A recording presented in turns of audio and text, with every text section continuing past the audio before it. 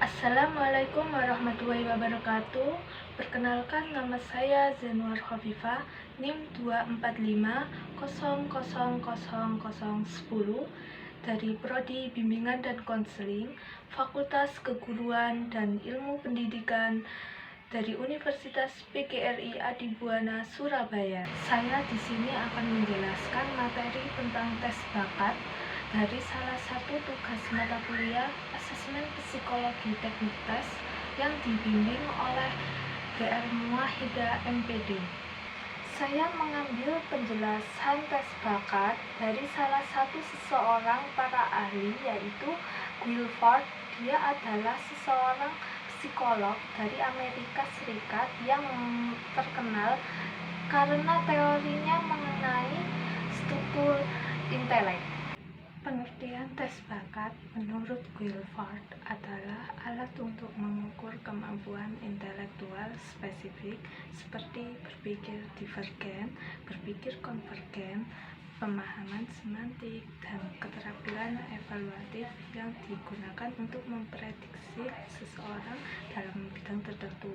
Tujuan tes bakat menurut Guilford: yang pertama, mengidentifikasi kemampuan kognitif spesifik, yaitu tes bakat yang digunakan untuk mengetahui aspek-aspek kemampuan seperti berpikir divergen, berpikir konvergen, memorik, evaluasi, dan pemahaman semantik.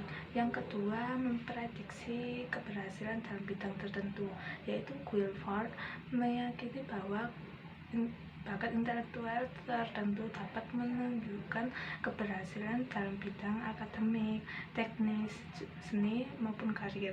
Yang ketiga, nilai keragaman inteligensi manusia, yaitu dengan lebih dari 150 kemampuan yang diidentifikasi dalam intelek.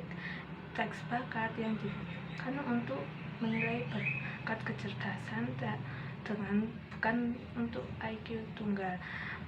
Yang keempat, mendukung pengembangan potensi individu, yaitu hasil tes dapat dijadikan dasar dari dalam pendidikan, konseling, pelatihan, atau untuk mengembangkan bidang kemampuan yang paling menonjol. Macam-macam alat tes bakat yang umum digunakan. Yang pertama, DAT, Differential Aptitude Test. Fungsinya untuk mengukur berbagai jenis bakat untuk keperluan pendidikan dan karir.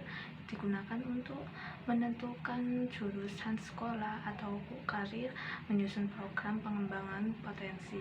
Yang kedua, tes bakat skolastik, TBS. Fungsinya untuk mengukur kemampuan dasar yang menunjang keberhasilan akademik, yang digunakan untuk diseleksi masuk sekolah atau universitas, penempatan siswa pada kelas atau program khusus. Yang ketiga, tes bakat khusus.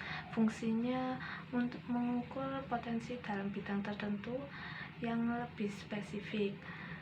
Yang keempat, TTCT, Tolerance of Creative Thinking. Fungsinya untuk mengukur bakat berpikir kreatif atau divergen, digunakan untuk menilai kreativitas anak atau remaja, seleksi program Gifted dan Talented. Yang kelima, tes mekanik dan spesial. Fungsinya untuk mengukur kemampuan dalam hal teknis dan visual, digunakan untuk seleksi kerja di bidang teknik, manufaktur, dan militer. Demikian materi yang dapat saya jelaskan dari materi tes bakat. Mohon maaf bila ada salah kata dalam penyampaian materi. Sekian, terima kasih. Wassalamualaikum warahmatullahi wabarakatuh.